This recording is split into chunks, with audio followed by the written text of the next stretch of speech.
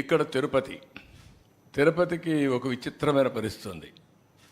ఇవన్నీ settlement lands తిరుపతిలో, లేకుంటే మఠం భూములు కూడా ఉన్నాయి అక్కడ.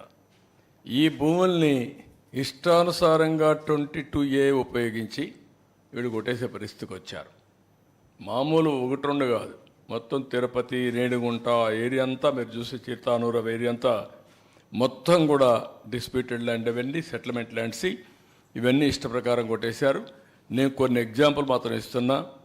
4.5 ఎకరాలు కాలువపురంబోక్ చిత్తానూరులో, తిరుపతి రూరల్ మండలం.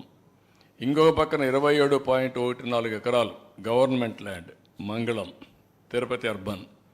3.3 ఎకరాలు కుంటపురంబోక్ ఇన్ దామినేడు, తిరుపతి రూరల్ మండలం. 1.33 acres ఆఫ్ కాలువపురంబోక్ ఇన్ చిగురువాడ, నార్త్ కంట్రీగా ఆఫ్ తిరుపతి రూరల్. 12.69 ఎకరాలు land ceiling government land in Surappa Kasam, Renigunta మండలం. 15.28 ఎకరాలు చెరువు ఇన్ కోట్రమంగళం ఆఫ్ రేణిగుంట మండలం. 7.98 ఎకరాలు ఇది దుర్గ సముద్రం విలేజ్. ఇవన్నీ మీరు చూస్తే దేన్ని వదిలిపెట్టలేదు వీళ్ళు.